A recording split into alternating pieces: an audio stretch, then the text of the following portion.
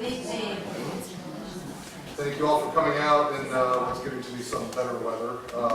My name is Brent Miller. I'm a board member of the Friends of the Page Walker and a member of the Historic Preservation Commission.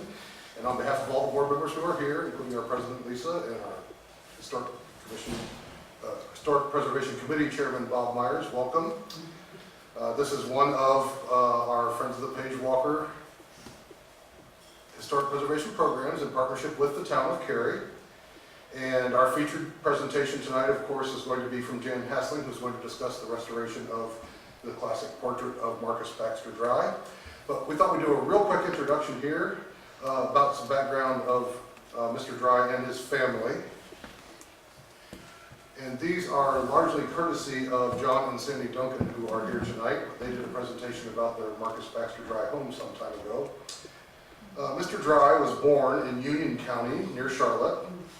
He attended Wake Forest College and returned to his home county to serve as principal of Wingate High School, which is now Wingate University. It was a private boarding school at that time. And in 1908, he became principal of Cary High School, the first public high school in North Carolina. And the success of Cary High School was due in no small part to Mr. Dry, who served as principal from 1908 until 1942. Under his leadership, the school began offering academic subjects as well as vocational agriculture, home economics, and teacher training.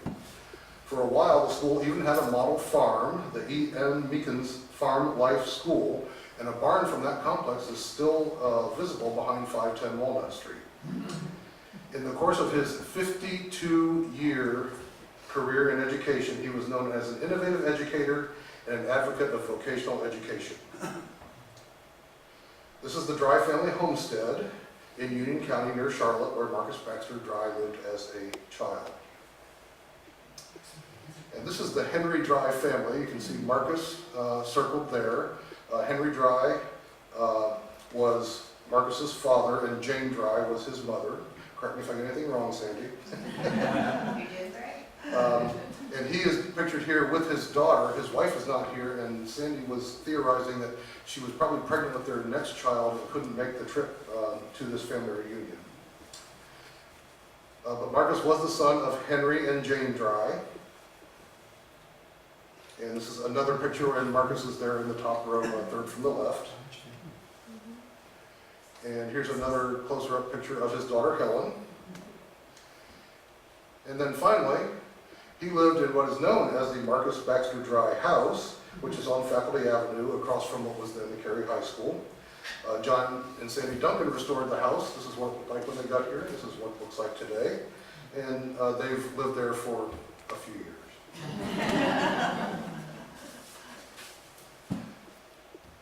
So with that, we will move to our featured presentation. I'd like to introduce our speaker tonight. Janet Hessling established her private conservation practice in 1998 after 14 years as the conservator for regional conservation services at the North Carolina Museum of Art. She opened her studio on Westgate Drive in Durham in 2009. Her experience includes work on traditional easel paintings and murals. She can also advise on general collections care, provide detailed surveys, train museum staff and volunteers, and help in securing grants to support conservation activities.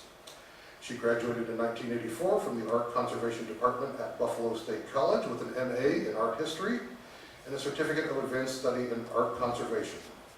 Jan's a professional associate of the American Institute for Conservation and Artistic Historic Works and has been a certified collections assessment program assessor for the Institute of Museum and Library Services.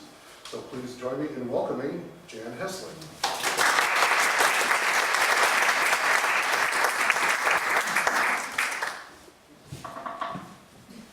Taller than I am. As is most everything. Well, thank you all for coming out tonight. Friday, I wasn't sure if we were going to be able to do this or not, but here we are. So I'm going to use the device here and see how we go. So the painting, you know a little bit about Dr. Dry now, so I'd like to start out with a little bit of information about the artist, Mabel Pugh. There she is. And she was a very well-known artist in her time. and an art historian, in fact, ranks her as one of the most prominent North Carolina women artists of the early 20th century. She was an art teacher, a painter, a woodblock printmaker, and an illustrator. And here's some of her work in various media.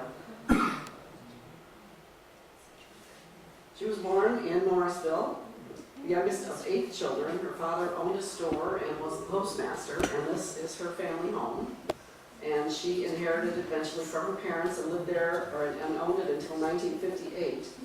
And it is now on the National Register of Historic Sites. The nomination to the National Register includes the house's association with Mabel Pugh as one of the reasons that it should be on the National Register, even though it was built in 1870 and is one of the oldest houses in Morrisville. But its association with Miss Pugh is one of its things. When she was painting, she had her studio in the house here, so maybe this is where Dr. Dry was posing for her, in the house in Morrisville, and it's still there. So she began her long career at Peace College, graduating in 1911, and then went up to New York, studied at the Art Students League and at the Pennsylvania Academy. In 1919, after the war, she won a scholarship and spent 4 months sketching in Europe, and came home and started her career as a printmaker, doing one of the oldest methods of printmaking, woodblock prints. And so this is one of the scenes from her Europe trip that she turned into a print. She did commercial work, producing illustrations for popular magazines like McCall's and Ladies' Home Journals and others, and did covers, dust jackets, and illustrations for book publishers. Titles that she worked on were, a lot of them were historical adventures for young readers. Books like 12 Bad Men and 12 Royal Ladies. And she tapped into her North Carolina background, illustrating books like Blackbeard's Treasure and a book called In Ancient Albemarle, which was written by Catherine Albertson, and actually I discovered online that that has been reprinted and is even available on Kindle. So I don't know if the illustrations are included in a Kindle book, but that book is still in print in a new format. Here are some of her illustrations. And here are some of the bad men and ladies. So I think our definition of a bad man has changed a bit because Frederick the Great and the Marquis de Talleyrand, I don't think we would call bad men anymore, but the royal ladies here is Catherine the Great and Josephine of France. But she copied the woodblock prints from existing portraits of all these sitters. And I found actually the originals that she did, which are a mirror image of what you see here, because as she was carving the woodblock, she was looking at the painting, but when the print was made, it comes out the opposite way. So. But some early portraits by her in the print medium. And some more prints she did. She exhibited a lot.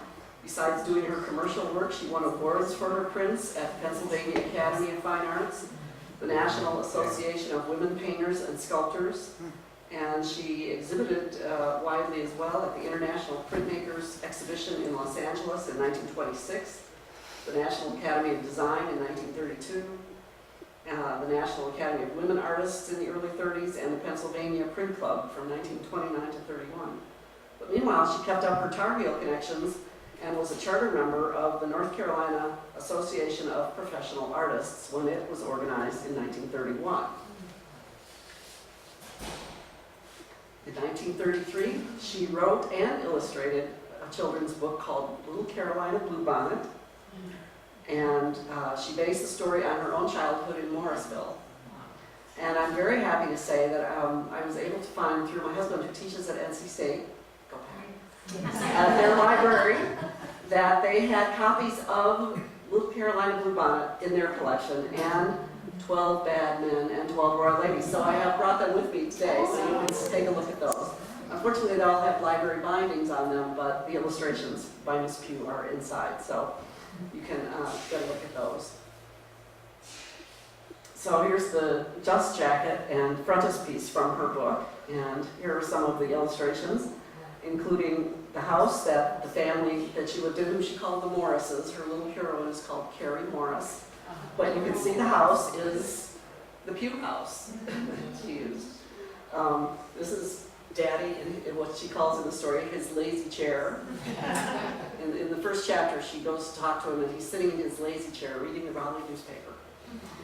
And she and her cousin are sitting on the porch there with their dolls rocking, and then on the far side is one of the full-page illustrations that's at the head of every chapter that has a little, those have a little extra color embellishment on them as well. So here they're going to church on Sunday. So in 1936, she came back to Raleigh for good after her teacher at Peace College from 1911, when she graduated, had finally died. And the administration there invited her to come back to Peace College and teach art there. And so she came back to Raleigh and lived, apparently during the school year, she lived at the college, but spent the summers in Morrisville at the old family home. And she taught at Peace until she retired in 1960. So she had a career almost as long as Dr. Dry's. In 1938, she took painting lessons. She'd been doing mostly prints and drawings this whole time, and began to paint portraits. So here is a work that she exhibited. This is her mother, and she exhibited this at the New York World's Fair in 1939. She actually had spent 3 years in the mid-1920s back in Morrisville full-time taking care of her mother, who was ill, until she died in 1926. So, as Margaret Marion would call her, the designated daughter of her family. But she went back to New York for a few more years till she came back to teach. And this is another portrait that she did that's sort of like one of her mother, very homey and intimate. But her portraits are well regarded. The portrait of her mother and this painting are both in the collection of the North Carolina Museum of Art. So if you go there, they may be on display. Probably not, they have so many things there, but they do have them in their collection. And she painted a lot of portraits on commission, including a lot of prominent people. These two portraits are actually in the United States Capitol collection. And these two gentlemen are on top, Congressman Herbert Bonner, who was the chairman of the House Merchant Marine and Fisheries Committee. That was painted in 1956, and he's also the namesake for the Bonner Bridge that we all know and love out in the Outer Banks. And the other gentleman is Congressman Harold Cooley, who was chairman of the House Agriculture Committee from 1934 to 1966. And that portrait was painted in 1954, so those are both in Washington. And here is Dr. Dry. This is a clipping from the Raleigh newspaper of when the painting was presented to Cary High School in 1967 by the class of 1924, I think, was having their reunion and presented the painting to the school. Now the newspaper copy says that this is a copy of a portrait by Mabel Pugh, but the portrait is signed and dated 1948. So if anybody knows if there is another copy of this out anywhere, let us know. I think there may be some misinformation there. But here they are presenting the painting. So Denise Dickens, who unfortunately couldn't be with us tonight, who's head of Cary's public art program, brought the painting into the conservation studio, and there he is in my studio in February of 2014. Actually, I had first seen it at the Cary Theater. I was there for a week working on the sun mural that's in the upper lobby, cleaning it and consolidating it before the theater opened in 2014. So one day, Denise showed up with Dr. Dry in tow. So I got a preliminary look at him there, but here he is in the studio. And this portrait was taken actually when the North Carolina Museums Council met in Durham last year. I had a studio open house, so that's why I got that big badge on from the meeting.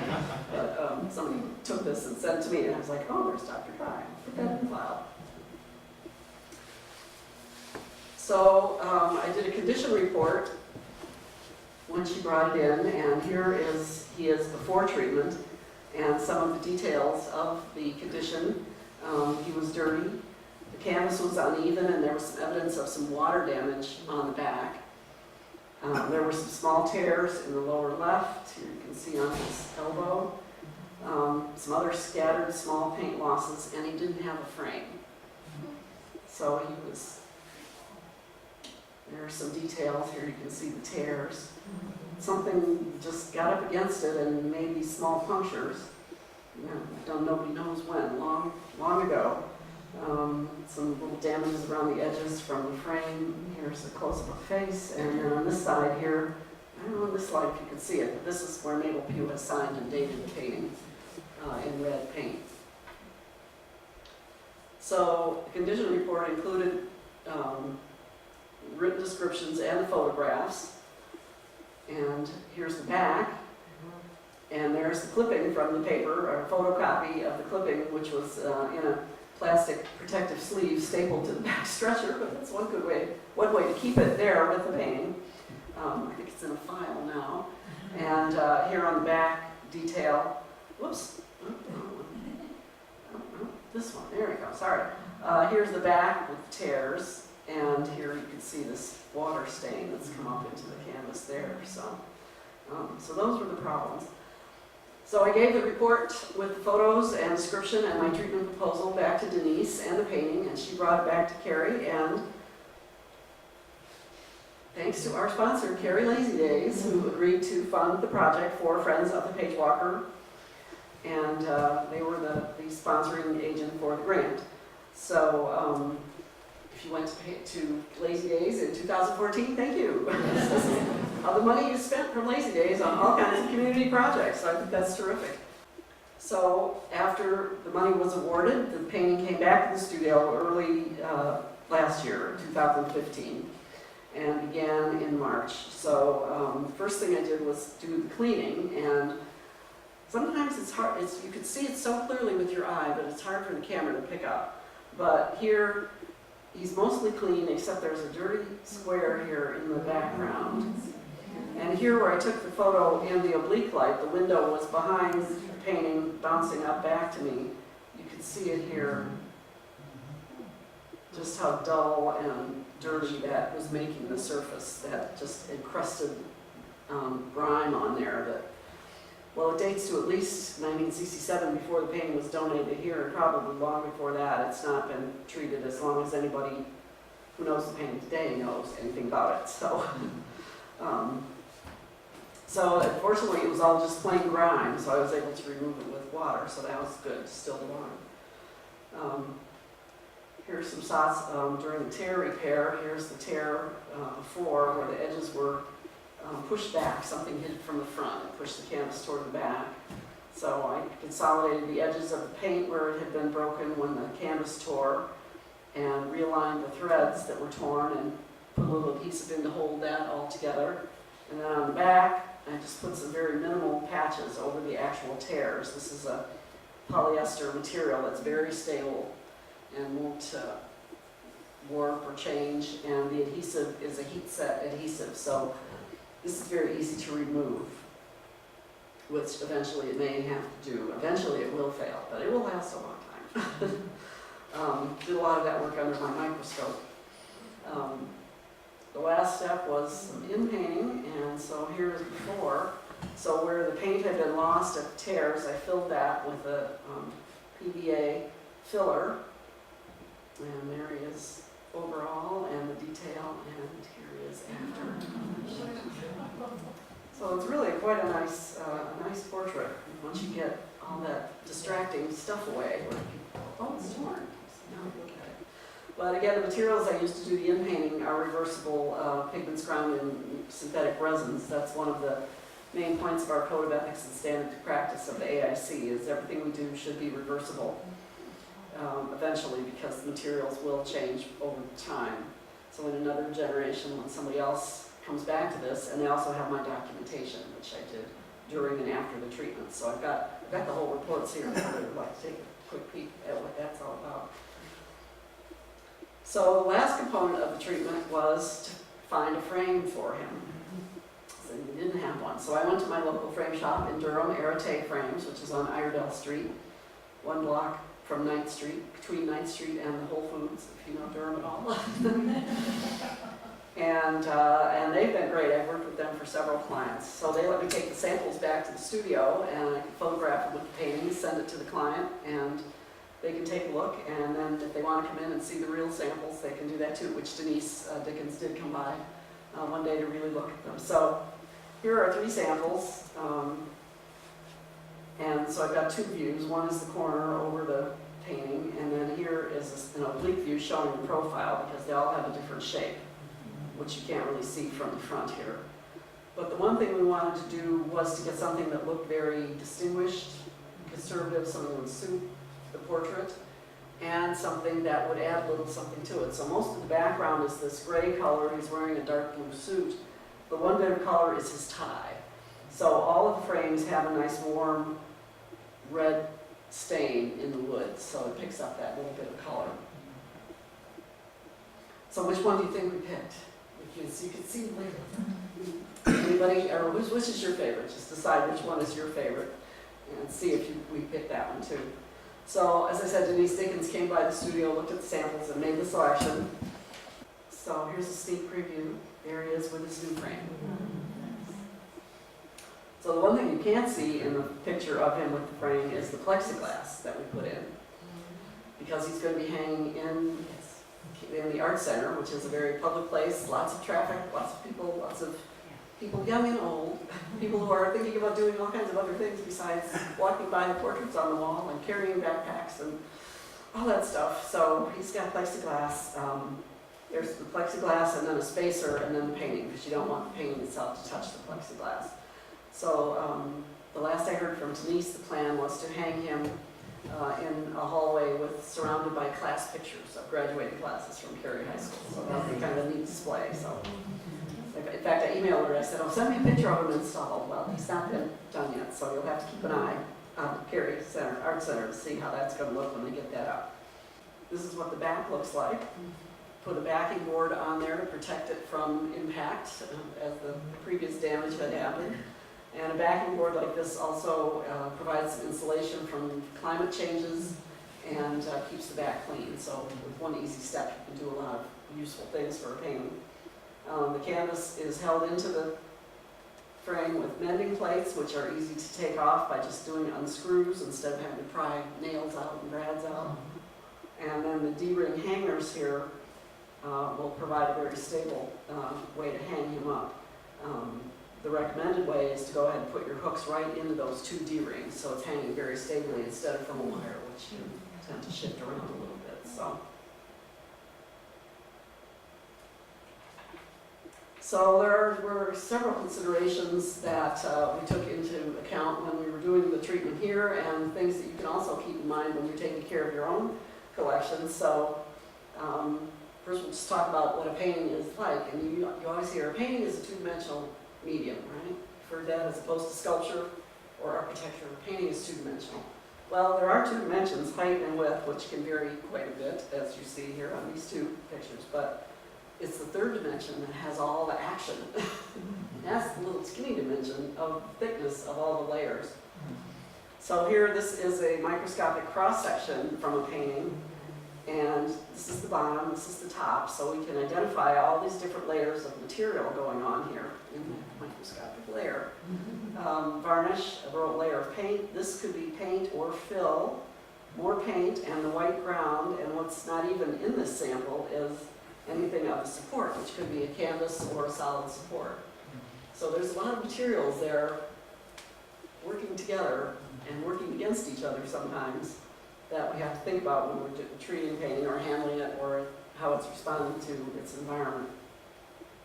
And the 4th dimension, which is time. I love this old print. It's called Time Smoking a Picture. And not only is he blowing his smoke onto it, but his side has also cut into the canvas. So, but even a painting that's being very well cared for over time, the materials will change, varnish will discolor, dirt will collect on the surface. So even without any traumatic damage like tearing or anything like that, a painting will react to changes over time. And here's time, the fourth dimension. These are two paintings that I've treated fairly recently. This one on this side has dirty varnish on it, and this one just has grime. And you can see here my cleaning tests on this one.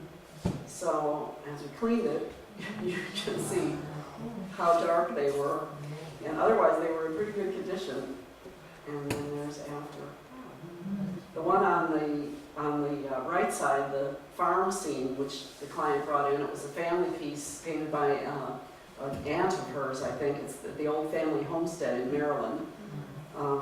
She showed the photos I had taken to her father, who I think she said was over 90, and neither of them had ever remembered or known that it was a snow scene. Couldn't tell that was all actually snow out there, instead of just a dirt road.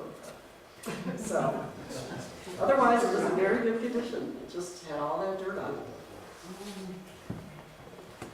Other environmental factors that you want to definitely be careful for is water, and these are three paintings that had bad experiences with water. This one was stored sitting on the floor, and the floor got wet, and the water soaked up into the canvas, and so the paint is just very ready to fall off there.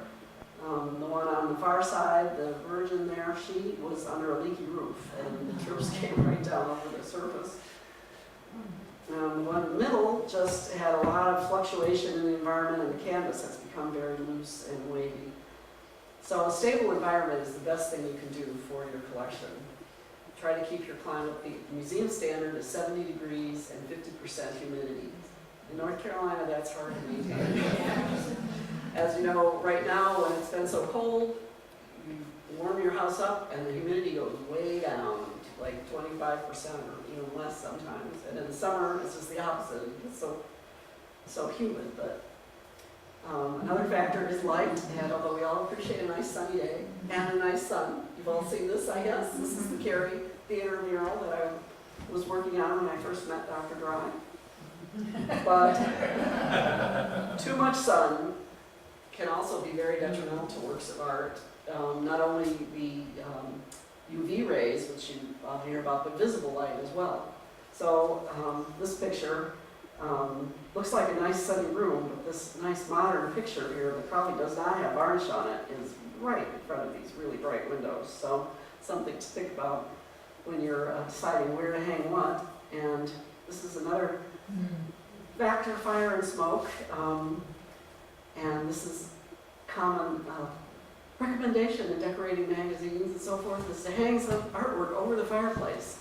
But of course, if you use the fireplace, you lit a fire right under the painting, and even with flue, you've got some smoke. And the chimney is not insulated. A masonry chimney is not insulated, so you've got a lot of weather coming in right through, and can come right through the bricks if they're not properly made. So here's a better idea, a nice big mirror. Of course, nowadays, a lot of people put the TV above the fireplace, so you might keep those environmental factors in mind for your electronics as well over the fireplace. And location of where you hang things. This is one I saw when I was out on site once, the painting hanging on this stairwell, this narrow landing, and there's the painting where people are going up and down all the time.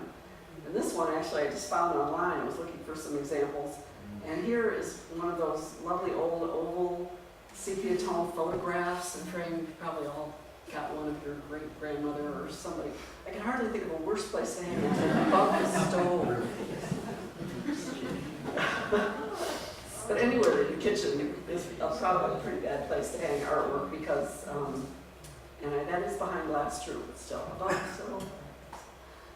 And handling and shipping is the most vulnerable moment for any artwork.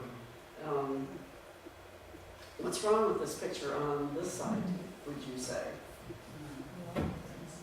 One man is carrying this very big painting. We can't see him. Can he see where he's going? I don't know. These two guys are are doing it much better. The two of them are working together to handle a big painting. They can see where they're going. And I think they probably know the first rule of art handling. Can you all guess what it is? Well, gloves are important.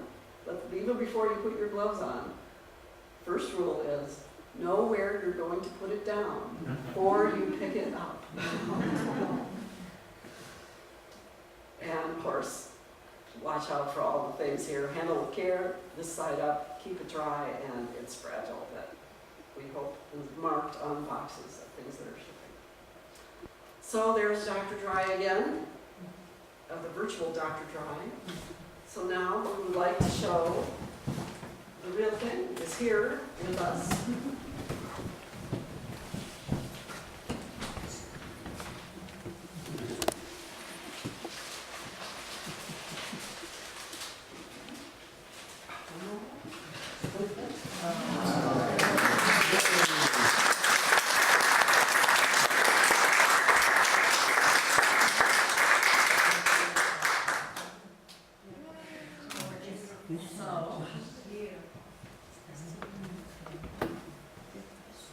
It's a very nice smile, isn't it? Yeah. So are there any other people besides y'all that are here from Cary for a long time, whose grandparents knew Dr. Dry? Or parents, maybe? Sandy was talking to me before the program, and she talked about where they, we tell them where they found the portrait. It's maybe why it was a little damaged. Oh. I thought about that when you talked about it. Oh. Our daughters went to Cary Elementary, and I worked at Cary Elementary for a while. They, county schools came in and painted the interior, and they took all of the pictures and the class pictures, and they had taken Dr. Dry's picture down to paint. And then all of the class pictures went back up, but his always hung to the left as you came in the front door, next to the principal's office. And it never appeared back on the wall. We had, in the media center back in the teacher room for the laminators and all, but it was this little storage closet that was dark, and we would go in there with overhead to trace things, you know, for teachers. And I happened to be in there one day, and the painting was on the floor, back over in the corner with tables and other things stacked against it. And so I asked the principal, I went home and told Johnny, I said, gosh, I saw it today. And what do you think they're going to do with it? And he said, I don't know, but you need to find out. So I went to the principal, and I asked her, and she said she didn't really know what they were going to do with that. I said, well, if you're not going to keep it, please let us know. Because we would buy it, or, you know, we do something. But anyway, I never heard back from her, but then after she left, I heard that it had gone to the high school and stayed there for a while. So he has the respect he deserves. Yes, I'll say, it's being stashed in the closet. That's where maybe some of the damage occurred. I wouldn't be surprised, yes, because if it had been hanging on display before that, it was probably fine, but who knows how long it had been in that closet. Yeah. So, Actually, speaking of the high school, and forgive me if I missed this early in the presentation, I do think I heard you say that he might have sat in the house in Morrisville for his portrait. Yes. I actually have seen that picture before in Cary, the current Cary High School.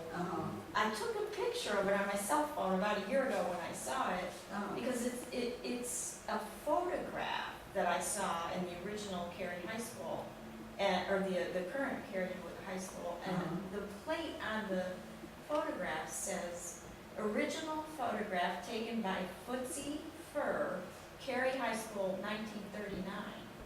So there is a very faded photograph. It matches. I brought it up on my phone here because that looks very similar to the pictures. I have it here. It matches. Yeah. When Carla and I were there, looking through the yearbooks, we noticed a copy of this in the hallway with the other materials that they had on display. It wasn't, I don't think this size, I think it was smaller. smaller, but it was clearly a copy. Yeah, well, is it, yeah, I have to go, it's a very bad picture on my phone, but I'm just curious if it was a photograph first that she painted from the photograph? No, And you know, now that I'm thinking about it, you've always got the bio info on Dr. Dry. When did he die? I was thinking he was still alive in 1948. Was he? Was when? 1947. Oh, so maybe this was painted from the photo then, obviously. He wasn't sitting in her house. Unless she had talents we don't know about. Anybody know anything about footsie fur? Footsie fur. I mean, you're curious about something with the artist, So, and her time in Pennsylvania. uh-huh. I have a grandson who's a student at Penn State University, Oh, okay. and he's on an athletic team, so his first year he was required to stay in an athletic dormitory. Then he moved into what they call a vertical duplex. It's a very, very old building in the middle of town. It has a name. It's called the Pugh House. Oh, well. So, Maybe that could be related. and unfortunately, he's a senior, he's gonna graduate in a couple months, so, but I gotta, now I'm really curious, Yeah, is to interesting. see if there's any, it's a really, really old house, it's privately owned, Mhm. and it's, like I said, it's a vertical duplex, it's 3 stories high, Okay. and there's 4 kids on one side and 4 kids on the other side. Yeah, I know, they're college kids, Yeah, but I think it's interesting that it's called the Pugh House. yeah. And the owner's name is not Pugh. Okay, so yeah, there's some, So I mean, there could be another family, but maybe because she was at Pennsylvania Academy and Yeah. lived there for a while. He's got some secrets. So, these are the books I got from the NC State's library. Unfortunately, they all have just plain old library bindings on them. But, this one's actually got a newer binding. This is Little Carolina Bluebonnet, which Miss Pugh actually wrote and illustrated. And then these are 12 royal ladies and 12 bad men with portraits of them. So, if you want to take a look at those two, they're here up front. So, please open. Can I ask a question? So, you didn't say, how long did it take you? Yes, that's all I wanted to know. Oh, well, I'm usually working on different things at a time. So it was in the studio for a few months, yeah. It came in 2014 and I did the report and examination.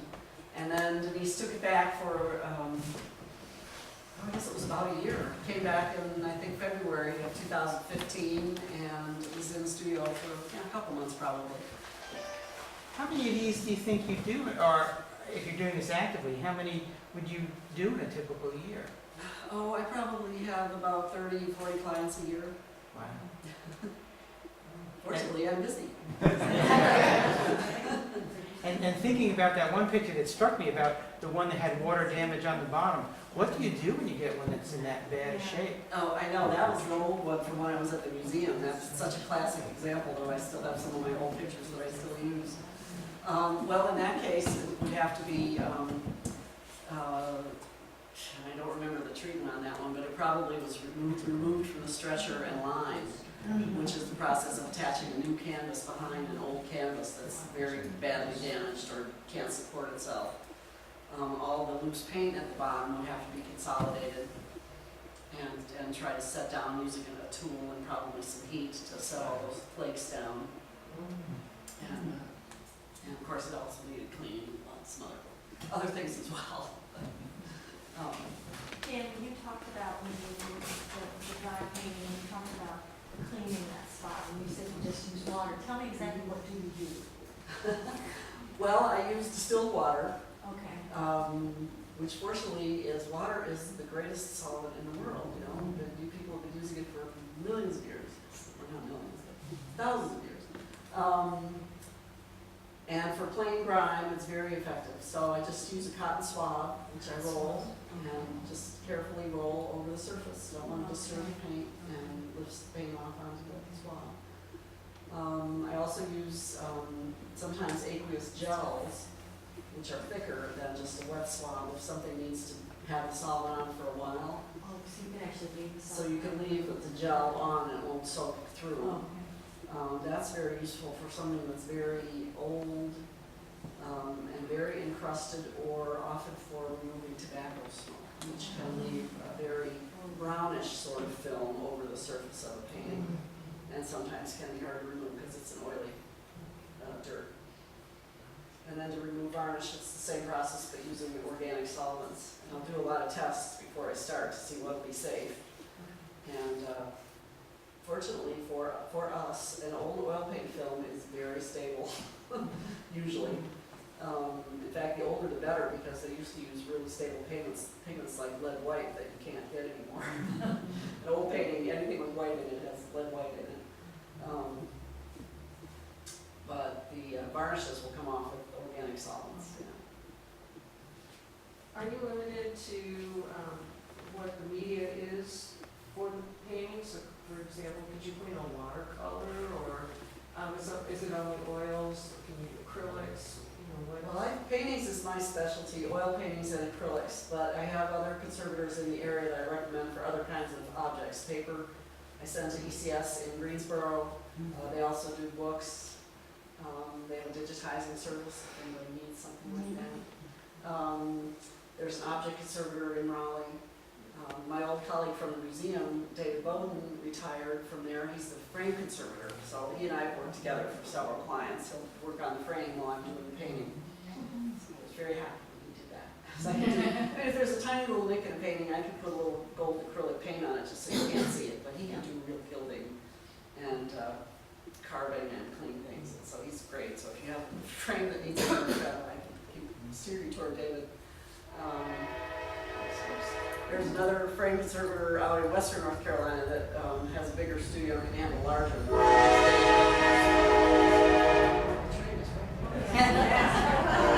We wouldn't be here. This was a real good Other question? Hey, yeah, just a quick one. Do you do any painting yourself? Or do you just repair everybody else's paintings? Yeah, I come at conservation more as an art historian rather than as a painter. Okay. Some of my colleagues were more coming at it from being artists, and some of them come from the scientific side or the engineering side. But art history was my approach to it. That's why I had so much fun doing the research on Miss Pugh. It's very interesting to learn about her, and her prints are out there, you know. So does anybody have work by me with you? You see them, you know. We did have some fringe involvement with the Pugh House restoration. It was done by Morrisville with friends. Slightly involved. No. But, you know, if you find some of those old magazines, like from the 20s and 30s, old calls and old magazines that show up in garage sales and stuff, her illustrations may well be in there, so you can keep an eye out for that, because she's very busy doing, I think the editorial, like illustrations for stories and things that used to be so, you know, frequently published in all those magazines, rather than advertising art per se. But, and then her fine art prints as well, so. Please thank Janet Hessling again for a fantastic.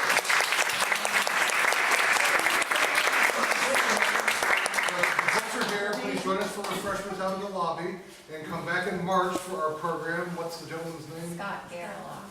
Scott Gerlach. Gerlach, who does photographs of old abandoned structures and buildings.